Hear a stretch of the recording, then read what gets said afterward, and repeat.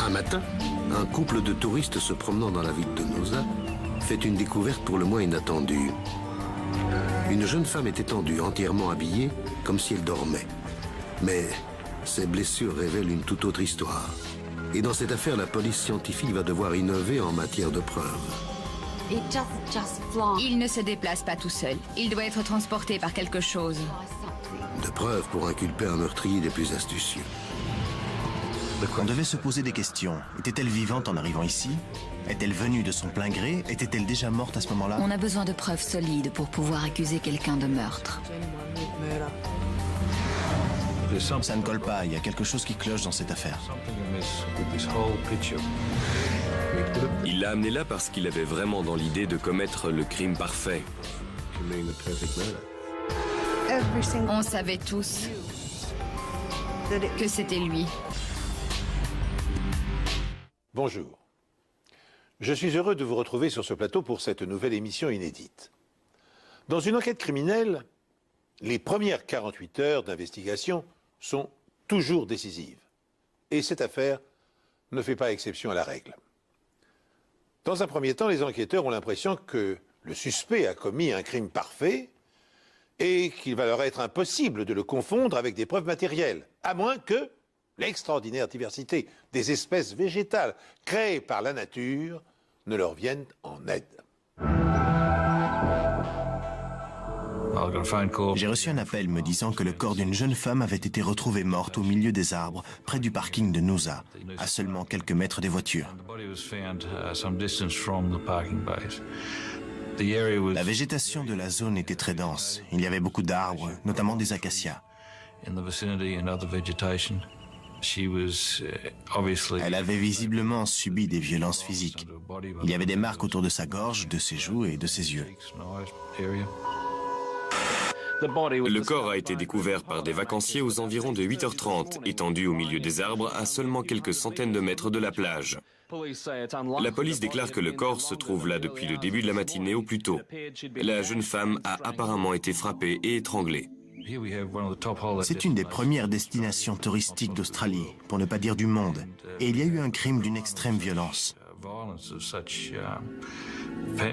Le plus choquant, c'est le contraste entre l'intention claire de faire du mal à la victime et le cadre idyllique de la scène du crime.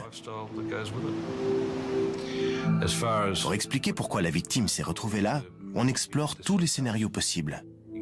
Est-ce qu'elle y est allée de son plein gré? Est-ce qu'elle a été attaquée sur la plage? Est-ce qu'elle a été agressée dans la ville ou est-ce que son corps a été abandonné là? La ville de Noosa est très touristique. Elle a pu rencontrer son assassin après être allée en boîte de nuit. Elle a pu aussi sortir en ville pour la soirée, rencontrer quelqu'un et un incident tragique est arrivé juste à côté de l'endroit où son corps a été découvert. Toutes sortes d'hypothèses nous passent par la tête pour expliquer ce qui s'est passé. Et on ne peut évidemment en écarter aucune. Pour commencer, on devait rassembler toutes les preuves présentes sur les lieux et protéger la scène du crime pour que la police scientifique puisse mener son enquête.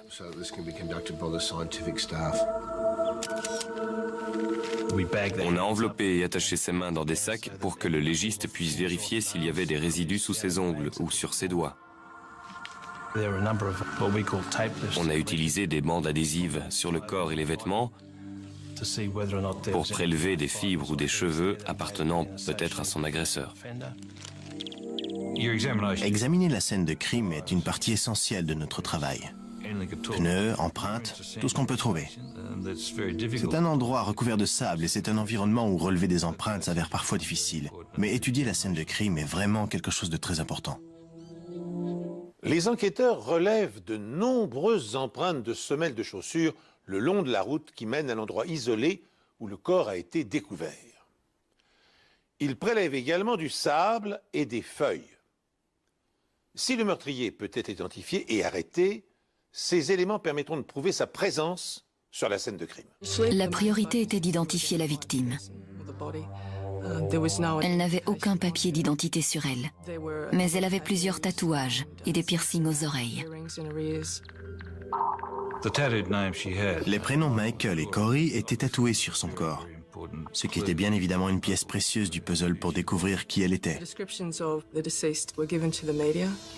On a communiqué aux médias la description de la jeune femme et elle a été diffusée pour que des gens puissent la reconnaître ou essayer de l'identifier.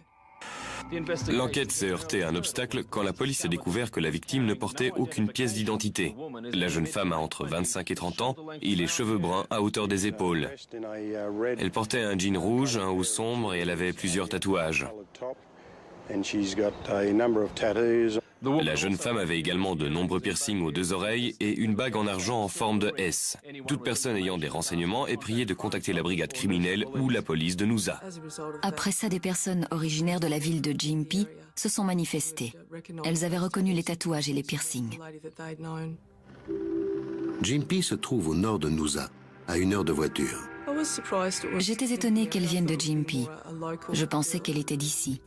Je croyais toujours au scénario de la boîte de nuit. Elle était allée en discothèque et s'était fait tuer après. Donc, avec cette nouvelle information, l'enquête prenait un tournant différent. Qu'allait-il se passer maintenant? Qui était cette fille et qu'allions-nous découvrir sur elle? Après avoir lancé un appel à témoins pour identifier la victime retrouvée à Noosa, la police obtient immédiatement une réponse. Des habitants de Gympie pensaient connaître l'identité de la jeune femme décédée. Elles ont fait une description parfaite des tatouages et ils étaient presque certains que le corps qu'on avait retrouvé était celui de Samantha Bodsworth. À ce stade-là, l'identification n'était pas encore officielle. Ils nous ont demandé de venir avec eux à Brisbane pour vérifier si c'était bien notre fille. Mais je pense que d'après la description qu'on avait faite et le corps qu'ils avaient retrouvé, c'était seulement une formalité. Ils savaient très bien que c'était notre fille qui se trouvait à la morgue. Ma tête le savait, mais mon cœur ne voulait pas y croire.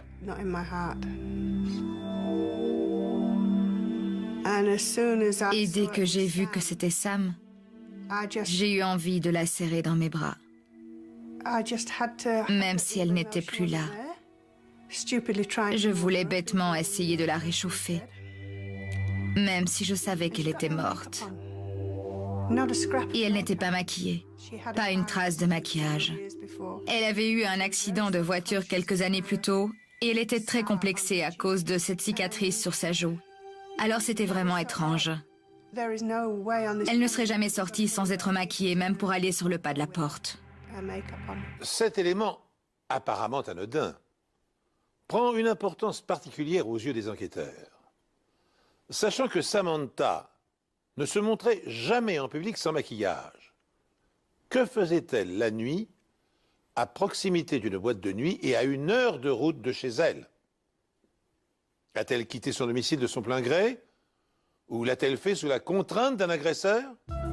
Est-ce que son assassin était une rencontre d'un soir? Je ne sais pas, mais ça ne ressemble pas à Samantha. Elle n'aurait pas fait ça. Ce n'était pas son genre. Elle aimait être avec les gens qu'elle connaissait et qu'elle aimait.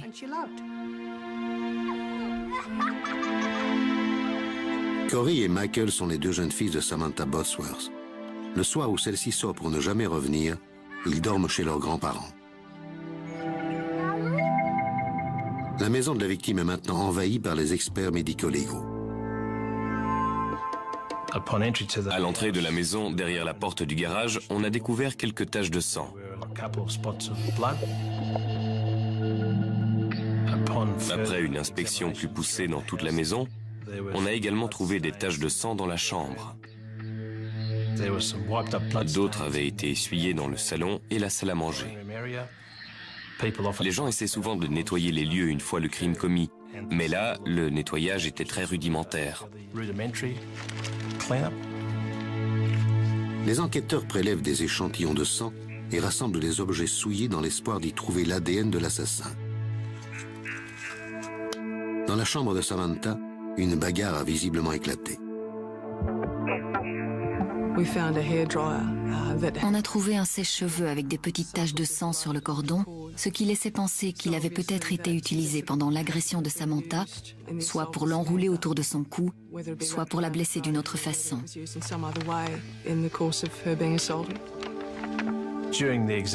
Dans la buanderie, il y avait plein de vêtements dans la machine à laver. On les a retirés et ils étaient tachés de sang. Et il y avait un pendentif au milieu des vêtements. C'était un des bijoux préférés de Sam, parce que c'était son oncle de Grande-Bretagne qui lui avait offert. Et c'est une pierre qu'on ne trouve qu'à un endroit précis en Grande-Bretagne. Le plus intriguant avec ce pendentif, c'était que les parents de Samantha nous avaient dit qu'elle ne l'enlevait jamais. Même pour prendre sa douche ou nager, elle le gardait tout le temps. À l'évidence, elle y tenait beaucoup et pourtant il s'est retrouvé dans la machine à laver de la maison où on a découvert des taches de sang et des traces de lutte. On a tout de suite vu que quelque chose clochait dans cette affaire. Pourquoi ne portait-elle pas son pendentif? Qui lui aurait enlevé? Où était la chaîne?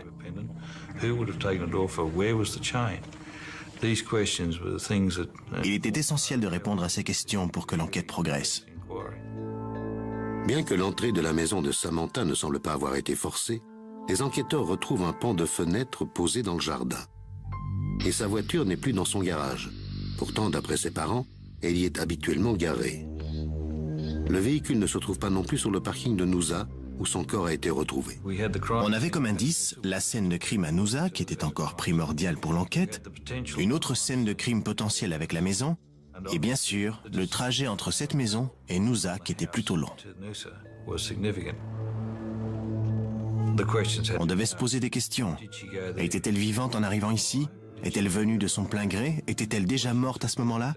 Tous ces scénarios constituaient autant de pistes à suivre et à explorer pour découvrir la vérité.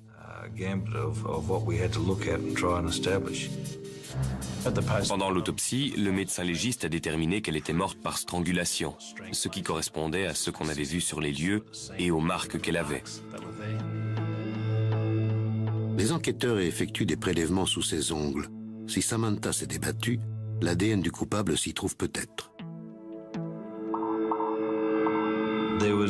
On avait de bonnes raisons de penser que les vêtements dans lesquels elle avait été retrouvée à Noosa n'étaient pas forcément ceux dans lesquels elle était morte. La police pense que les blessures de Samantha ont laissé des taches de sang sur ses vêtements. Pourtant, il n'y en a aucune. Quelqu'un a changé ses vêtements, ce qui montre que le criminel faisait tout pour ne pas être retrouvé par la police.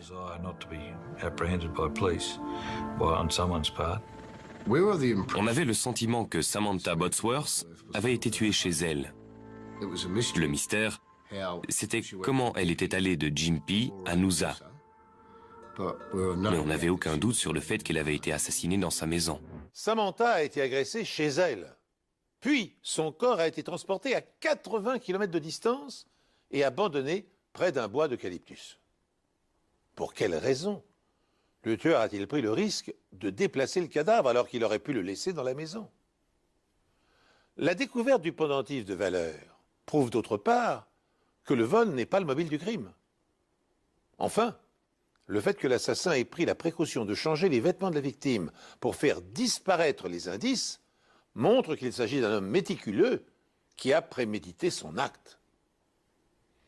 Tandis que les experts passent la maison de Samantha au peigne fin, son ex-mari, Michael Botsworth, prend spontanément contact avec la police aussitôt après avoir été informé du drame par les médias. Je suis venu voir si c'était bien mon ex. D'accord. Dès que j'ai entendu Michael et Corey, c'est tout ce que j'avais besoin d'entendre. Et vous avez 2 enfants avec elle? Oui, j'ai 2 fils. Ils s'appellent Michael et Corey. Michael Botsworth a été interrogé au commissariat de Gympie. Il est venu de lui-même. Il pouvait certainement nous aider dans notre enquête. D'une part parce qu'il avait des informations et d'autre part parce qu'il pouvait être considéré comme un suspect. On n'avait aucune preuve et à ce stade de l'enquête, on envisageait toutes les possibilités. Vous connaissiez Samantha depuis combien de temps? On est restés ensemble pendant 11 ans. Vous étiez encore ensemble? Non. Comment ça se passait entre vous? J'ai commencé à boire et on n'arrêtait pas de se disputer tout le temps. Donc elle m'a demandé de partir. Et j'ai déménagé à l'hôtel.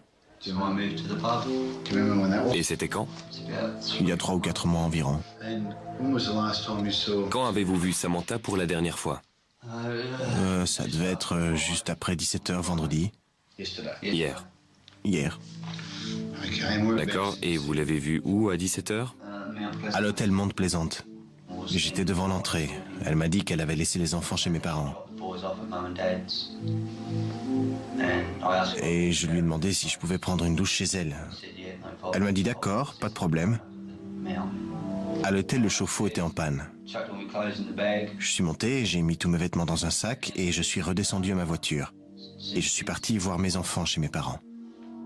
Pendant ce long interrogatoire, Michael Botsworth raconte en détail tout ce qu'il a fait pendant les 24 heures après avoir vu Samantha. À quelle heure avez-vous quitté le domicile de vos parents? Environ à 18h. Et je suis allé au supermarché Pourquoi êtes-vous allé là-bas? pour acheter des cigarettes. De quelle marque? Long Beach. Vous avez un reçu? Oui. Vous l'avez avec vous? Non, il est dans ma chambre. Vous vous souvenez de quelle heure il était? 18h40, 44. Comment vous le savez? C'est écrit sur le ticket de caisse. Je vérifie toujours les tickets de caisse. Vous avez regardé sur le ticket de caisse? Je vérifie toujours les tickets de caisse. Vous vérifiez toujours l'heure sur le ticket de caisse? Ouais. C'est le seul moyen d'avoir l'heure comme j'ai pas de montre. Je vois.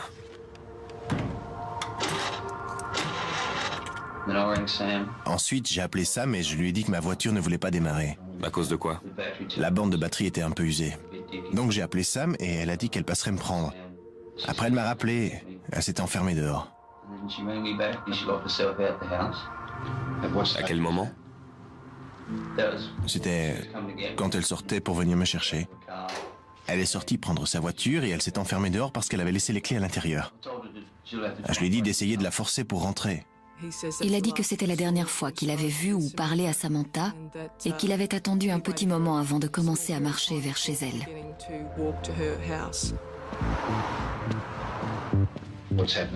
Que s'est-il passé quand vous êtes arrivé chez Sam? Le garage était ouvert. Et il n'y avait ni la voiture, ni Sam. Personne. Il y avait de la lumière dans la maison? Non, pas de lumière.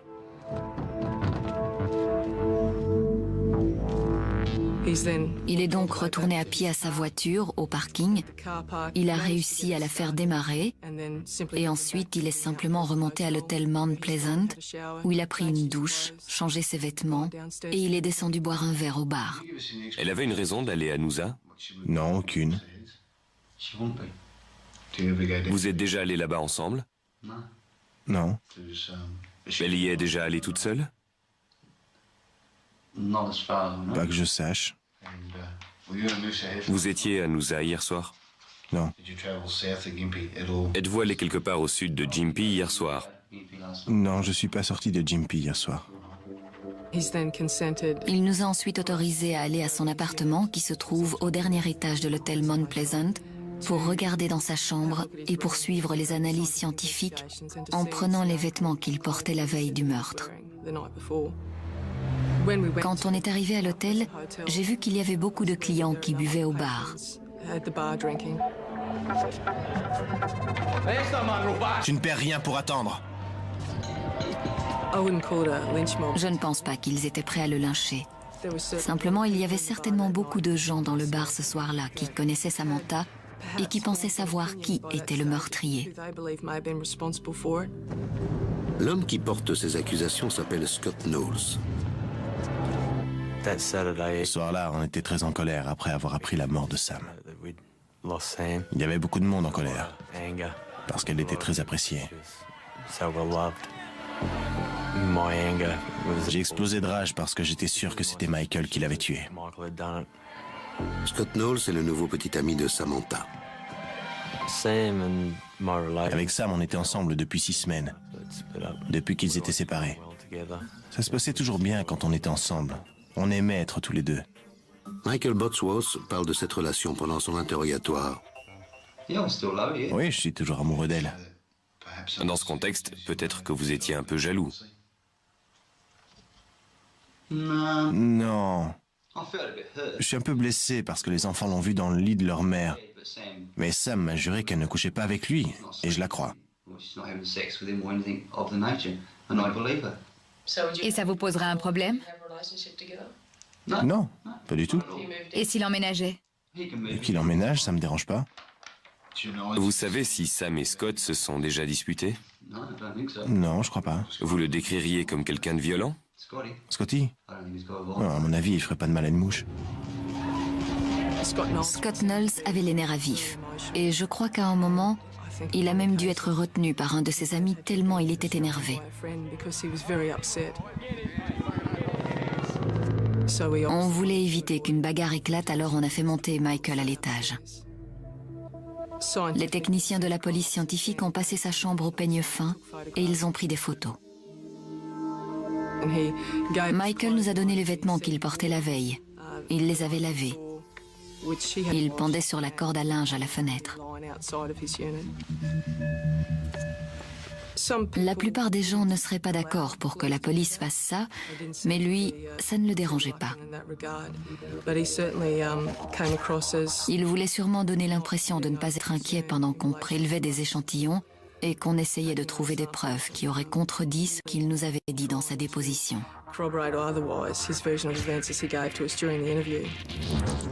L'attitude agressive de Scott Knowles à l'égard de Bosworth et le fait que ce dernier ait mémorisé à la minute près l'heure inscrite sur le ticket de caisse du magasin intrigue les policiers. L'un de ces deux hommes serait-il le suspect? D'autant qu'en interrogeant Bosworth à nouveau, les enquêteurs découvrent un nouvel indice. Vendredi soir, Samantha Bosworth, 29 ans, a quitté son lieu de travail, un hôtel situé à Gympie, pour rentrer chez elle. Mais elle n'est jamais arrivée pour retrouver son compagnon. Son corps marqué par les coups a été retrouvé près de Noosa par des touristes hier matin. Samantha travaillait à l'hôtel pour subvenir aux besoins de ses deux enfants âgés de 5 et 7 ans. Elle faisait également du bénévolat. Après 24 heures d'enquête, on avait la confirmation qu'il s'agissait bien de Samantha Bosworth. Et on avait deux principaux suspects, à savoir Michael Bosworth et Scott Knowles. Cela dit, Michael Bosworth était en quelque sorte un peu plus malin que Scott Knowles. Vous pouvez nous montrer vos mains? J'ai remarqué tout à l'heure que vous vous êtes coupé là sur le... Oui, je me suis coupé là. Cette coupure semble assez récente. Les marques nous intéressaient parce qu'elles avaient peut-être un lien avec le meurtre de Samantha. Et d'où ça vient? Du travail. Vous vous êtes coupé quand? Vendredi. J'en ai une autre là. Faites voir. Ah oui. On les a prises en photo. On a demandé à M. Bosworth s'il acceptait de faire une prise de sang pour des tests ADN. Il a refusé en disant qu'il ne supportait pas les aiguilles, mais qu'il voulait bien nous donner un peu de salive. Les enquêteurs attendent avec impatience les résultats des échantillons prélevés sous les ongles de Samantha afin de les comparer à l'ADN de son ex-mari. Pendant ce temps, les experts médico-légaux examinent la voiture de la victime qui vient d'être retrouvée sur le parking d'une discothèque de Gympie.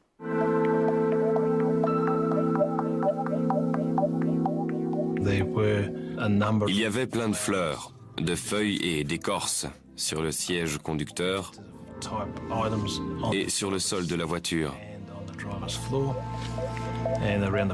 À l'arrière du véhicule, sur la plaque d'immatriculation, il y avait comme du pollen, ce qui a créé une certaine fluorescence qui ressemblait beaucoup à celui qu'on avait vu à Noosa. Les experts emballent tous les éléments susceptibles de servir de preuve ou de faire avancer l'enquête, comme les feuilles ou les mégots de cigarettes. Les mégots proviennent apparemment des cigarettes fumées par Samantha, mais les enquêteurs remarquent qu'elles sont de la même marque que celles achetées par Michael Bosworth au supermarché. Il a remis son ticket de caisse à la police, ainsi qu'un trousseau de clés appartenant à Samantha, qui est mystérieusement apparu dans sa chambre le soir où elle a été assassinée. Et il nous a dit qu'il manquait les clés de voiture à ce trousseau. Elles étaient dans ma chambre hier soir. Comment vous les avez eues? Sam a dû les laisser là. Elle a aussi une clé de chez moi. Et vous, vous avez les clés de chez elle? Non, je n'ai pas les clés de chez Sam. Donc les clés qu'elle... Je ne comprends pas pourquoi les clés étaient dans votre chambre. Moi non plus. Mais il manque la clé de la voiture et la clé bleue aussi. Elle avait des codes couleurs pour ses clés. Il manque ces deux-là. Nous pensons que le meurtrier a conduit la voiture. Une des théories de la police est que la mère des deux jeunes garçons a été enlevée à Gympie et ensuite conduite à Noosa, où elle a brutalement été assassinée. Toute personne ayant aperçu une Corolla blanche immatriculée 299 CQO est priée de contacter la police. Ce soir, les enquêteurs installeront ici une antenne de police pour rappeler ce qui s'est passé, en espérant que quelqu'un se souvienne d'avoir vu Samantha, sa voiture ou son meurtrier.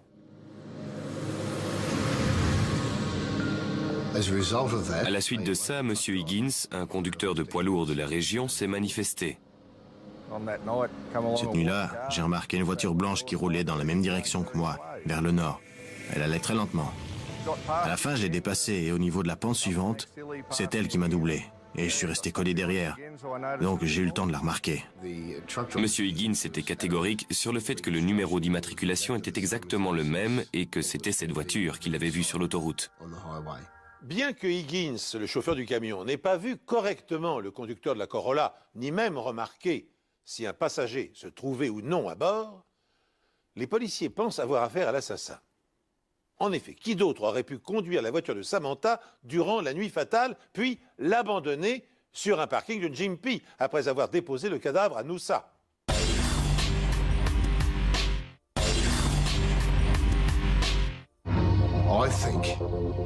Je pense que M. Botsworth l'a amené là parce qu'il avait vraiment dans l'idée de commettre le crime parfait. On voulait interroger le plus de personnes possible pour qu'elles nous aident à confirmer ou réfuter la version de Michael. Je descendais les escaliers de l'hôtel Mount Pleasant et en bas j'ai vu Sam et Michael qui parlaient assez fort. Je ne sais pas de quoi ils parlaient, mais ces derniers temps, ils se disputaient souvent depuis qu'il avait emménagé à l'hôtel. À chaque fois qu'elle parlait à des hommes au pub, Michael débarquait, prêt à frapper. Et parfois, il leur attrapait le bras, des choses comme ça. Ils se disputaient assez souvent.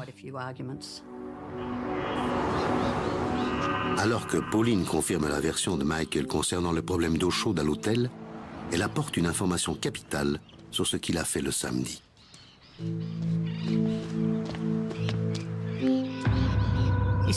Il m'a dit « Je veux faire une lessive ». Il ne faisait jamais la lessive puisque c'est Sam qui la faisait pour lui. Elle venait chez moi, elle nettoyait ma chambre et elle emmenait mes vêtements à laver. Ou bien, elle me demandait de les lui apporter. Et ce n'est pas le plus étrange. D'habitude, quand il a les enfants, il les emmène en balade, se promener. Mais ce jour-là, il est resté à l'hôtel toute la journée, à se demander où était Sam. Et ce n'est pas tout. M. Botsworth s'est renseigné auprès des gens de l'hôtel au sujet de l'heure qui était indiquée sur son ticket de caisse. Il voulait être sûr de l'heure. Vous vous souvenez de l'heure à laquelle vous les avez achetés? Si, c'est 18h44. Vous vérifiez toujours l'heure sur le ticket de caisse? Oui. C'est le seul moyen d'avoir l'heure, comme je n'ai pas de montre. Ah, je vois. Je me suis dit que c'était très étrange qu'ils disent qu'il avait un ticket de caisse pour ses cigarettes. En général, on ne va pas voir les gens pour leur dire qu'on s'est acheté des cigarettes et l'heure à laquelle on l'a fait. De plus en plus d'éléments suspects s'accumulent. Le ticket de caisse, la lessive, la voiture en panne, l'aller-retour chez Samantha. Mais la police ne dispose d'aucune preuve pour contredire la version de Michael Botsworth. Il avait un alibi en béton. Ça nous a conduit à plusieurs hypothèses. Soit il était très sûr de lui, soit il était innocent, soit il essayait de se disculper pour ne plus figurer sur la liste des suspects.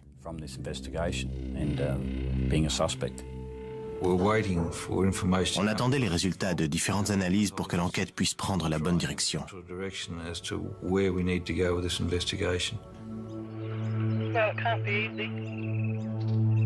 Pendant ce temps, les enquêteurs se tournent vers une voyante.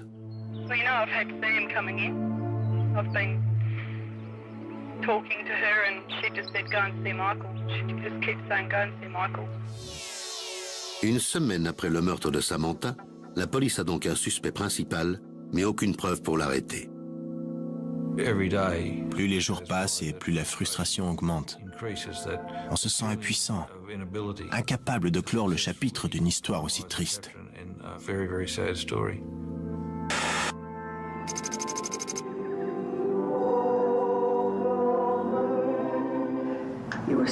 Tu étais si joyeuse.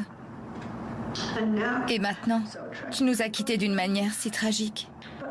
Mais notre amour pour toi et ton souvenir resteront à jamais dans nos cœurs.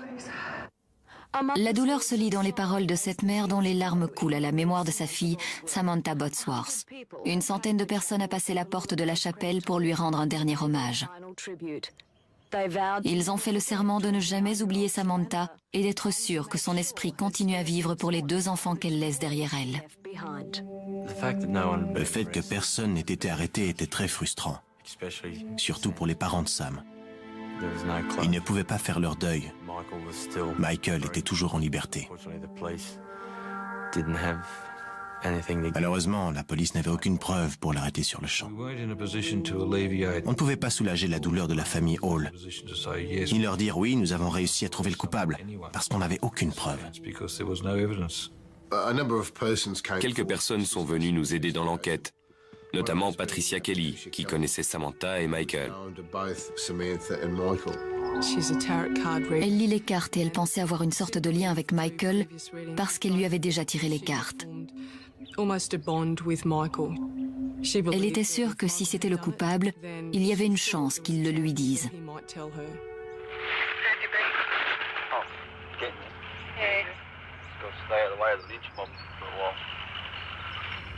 Avec l'accord de Patricia, on lui a posé un micro et elle s'est arrangée pour donner rendez-vous à Michael dans un parc à Gympie.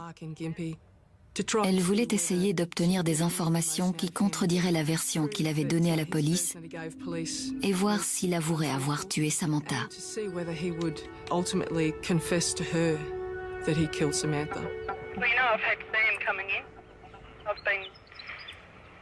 Talking to her and she just said go and see Michael. She just keeps saying go and see Michael.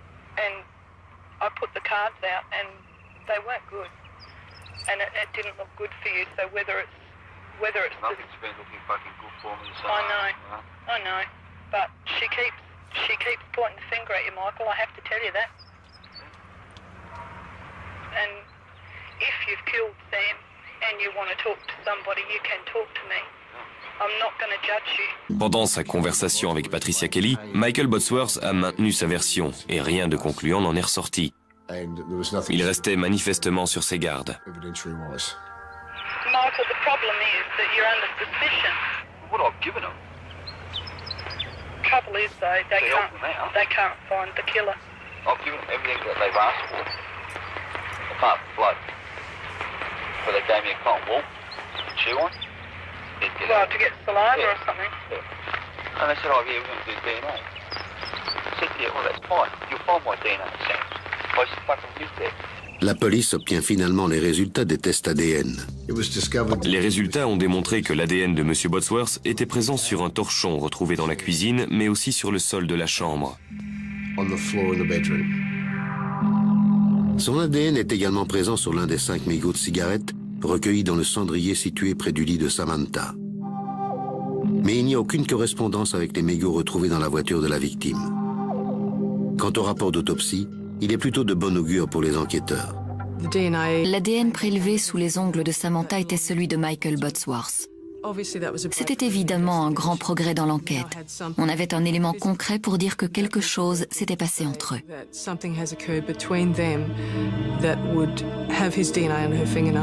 Michael Botsworth a fourni à la voyante des explications plausibles. Il a effectivement vécu dans la maison occupée par Samantha et il y est retourné durant les jours qui ont précédé sa mort. Il n'est donc pas étonnant que des échantillons de son empreinte génétique soient présents sur des objets. Des disputes fréquentes et souvent violentes peuvent expliquer aussi les traces de son ADN retrouvés sous les ongles de son ex-femme. Mais pour qu'un dossier d'accusation puisse être présenté devant un juge, les policiers doivent prouver que Bosworth était également présent sur la scène de crime. Il était probable que le lien que l'on espérait trouver entre le véhicule, les vêtements et le lieu du crime était le pollen. Le pollen n'a encore jamais été utilisé comme preuve scientifique en Australie dans le cadre d'une affaire de meurtre. De plus, il a été utilisé seulement 9 fois dans d'autres pays. La tâche s'annonce ardue pour les enquêteurs. On a besoin de preuves solides pour pouvoir accuser quelqu'un de meurtre.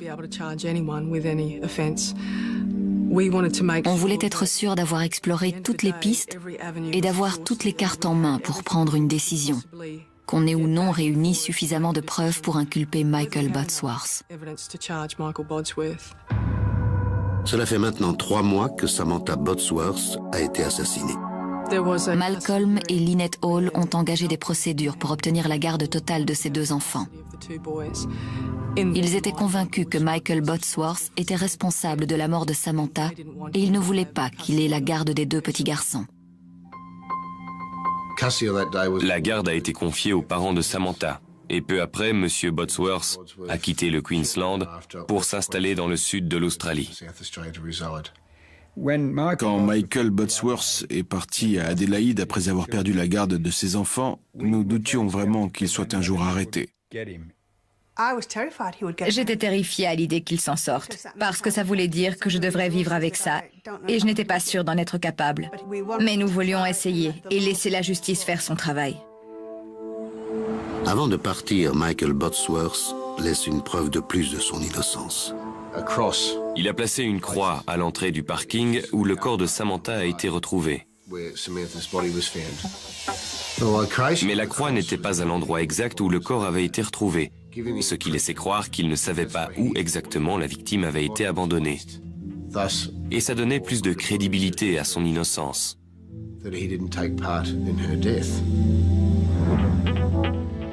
Le corps de Samantha Bodsworth a été retrouvé au milieu d'acacias fleuris. Les enquêteurs ont prélevé des échantillons et du pollen a été retrouvé à l'intérieur et à l'extérieur de sa voiture.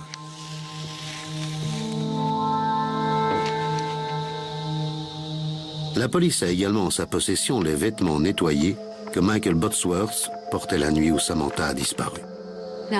Mon travail était maintenant de découvrir si les échantillons de fleurs prélevés dans la voiture, sur les bandes adhésives et dans le filtre, étaient les mêmes que ceux prélevés à Noosa. Il y avait 2 arbres en fleurs quand le corps de Samantha a été découvert. Et l'un d'entre eux était vraiment très fleuri. C'est une espèce d'acacia bien particulière.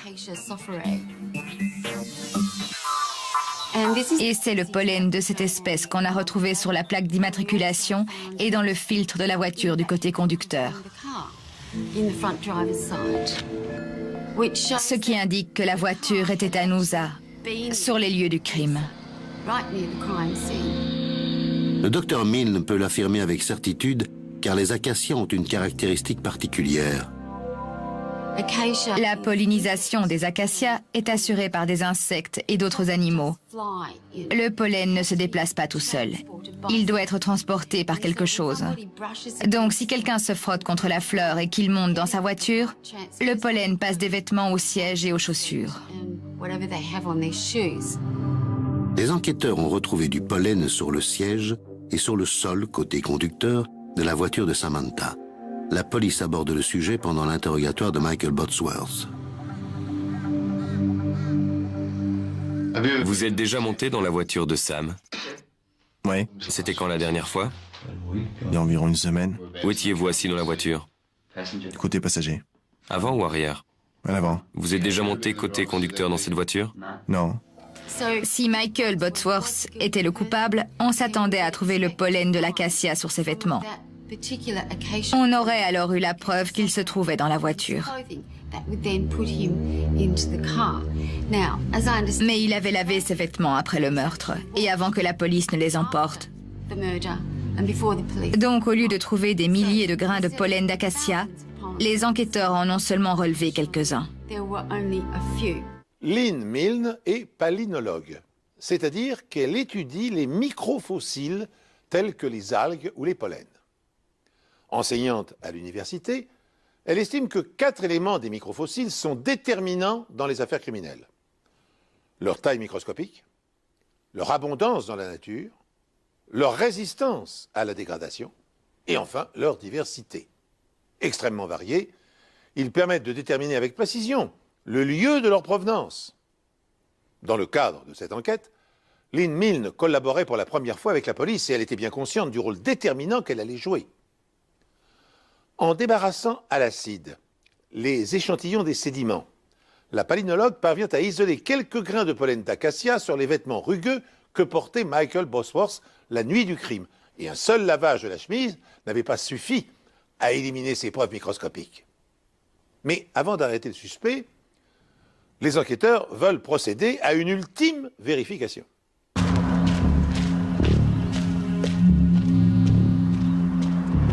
On a décidé de refaire le trajet que M. Bosworth avait dit avoir fait l'après-midi du meurtre. C'était pour nous assurer qu'il n'y avait pas d'acacia le long du trajet, avec du pollen qui aurait pu se déposer sur ses vêtements. Si c'était le cas, il aurait eu une raison légitime d'avoir du pollen sur ses vêtements. Les arbres qui poussaient dans cette zone étaient bien en dehors du chemin, et aucune des espèces n'était fleurie à ce moment-là. J'ai pris du pollen des acacias de Gympie. Je l'ai étudié pour le comparer au pollen des acacias de Noosa. Et ils étaient totalement différents. On s'est rendu dans le sud de l'Australie pour parler avec M. Bosworth. On l'a rencontré à une station-service près de la plage de Christie's. Quand on lui a dit qu'il allait retourner dans le Queensland et être inculpé de meurtre, il a paru très surpris et inquiet.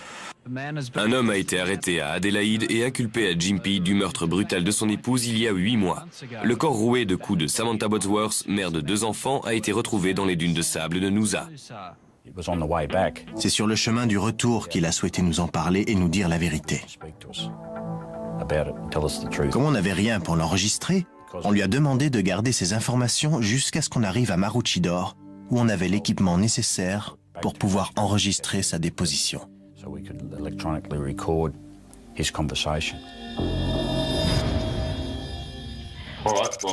Vous nous avez dit tout à l'heure que vous aviez quelque chose à nous dire?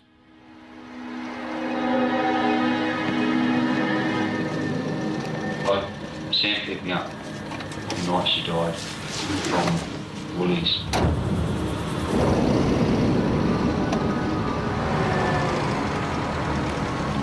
When we got back to her place, because I was going to have a shower in it there.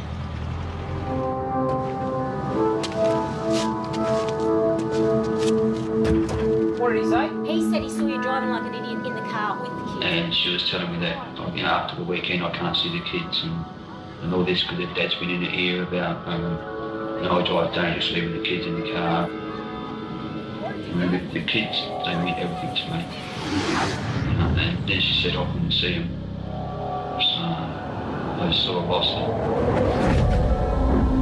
What do you mean you lost it? Well, I ended up strangling her somehow. I can't remember much about it. Monsieur Bosworth a ajouté qu'après avoir compris qu'elle était morte, il a paniqué et il a décidé de ne pas appeler la police. Il a préféré la cacher. Ensuite, il lui a enlevé ses vêtements et lui a mis ceux qu'elle portait quand les touristes l'ont découverte. There was marks on the top. On the white top, there was some marks there. She wouldn't go out like that. So I changed it. As if she was going out. Okay, all right. No, she doesn't go out with dirty clothes on. She goes out, so, you know, I changed it.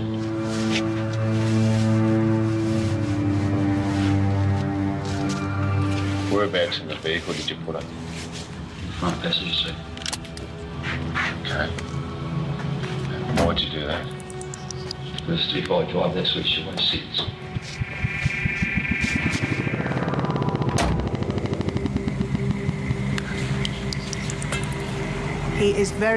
C'est quelqu'un de très fort mentalement. Et je ne crois pas une minute qu'il ait eu la moindre hésitation. Il savait parfaitement ce qu'il faisait. Il avait tout planifié. Mais ce à quoi il ne s'attendait pas, c'était l'ADN et le pollen. Et le fait que tous ceux qui connaissaient Sam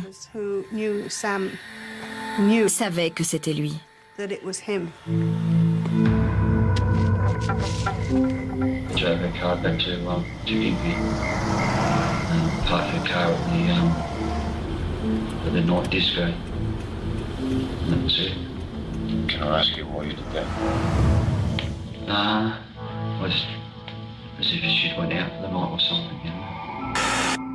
Quand le corps de Samantha Botsworth a été retrouvé dans les dunes de Noosa, la famille de la victime a suspecté son ex-mari Michael James Botsworth. 7 mois plus tard, les expertises médico-légales ont prouvé sa culpabilité et le mécanicien de 36 ans a été inculpé de meurtre. Malgré ses aveux à la police, Michael Botsworth a plaidé non coupable. De toute façon, quand vous risquez l'emprisonnement à vie, vous n'avez plus rien à perdre. Alors pourquoi ne pas plaider non coupable ? Au bout du compte, le jury a vu clair dans le jeu de Michael et il a tenu compte des preuves rassemblées par la police. L'analyse du pollen qui prouve qu'il était sur les lieux du crime, l'ADN, le sang trouvé dans la maison et ses aveux. Les jurés ont décidé de le condamner pour meurtre avec une peine d'emprisonnement à perpétuité. Malheureusement, la prison à vie, ça ne compense pas. Il a pris la vie de quelqu'un et lui, il est toujours là. Un jour, il pourrait sortir et vivre libre de nouveau. Samantha, non. Michael Botsworth pourrait bénéficier de la liberté conditionnelle en 2010. Je sais que Michael Botsworth croyait avoir commis le crime parfait. Mais la science est constamment en progrès et il y a toujours de nouveaux développements dans le domaine médico-légal. Est-ce qu'il était intelligent, rusé, sournois? Je sais pas. Tout ce que je sais, c'est qu'il a été puni comme il le devait pour le crime qu'il a commis. En ayant la certitude d'avoir commis le crime parfait, Michael Botsworth a espéré pendant des mois pouvoir échapper à la justice. C'était compté sans la perspicacité de Lynn Milne, la palynologue. En comparant quelques minuscules grains de pollen recueillis sur la chemise du suspect après un lavage, elle est en effet parvenue à établir qu'il provenait de la scène de crime. Après ce succès, la spécialiste a continué à travailler pour la police. Elle s'est notamment illustrée en permettant l'arrestation d'un violeur alors que l'enquête piétinait depuis 5 ans. La police lui a fourni un sac plastique contenant une paire de chaussures oubliée dans un bureau depuis 3 ans. Milne a confondu le coupable à partir d'un brin d'herbe microscopique relevé sur les chaussures. C'est sur cette note optimiste que se termine cette émission. Merci de l'avoir suivi en ma compagnie. Je vous donne rendez-vous à bientôt sur cette antenne pour une nouvelle enquête impossible.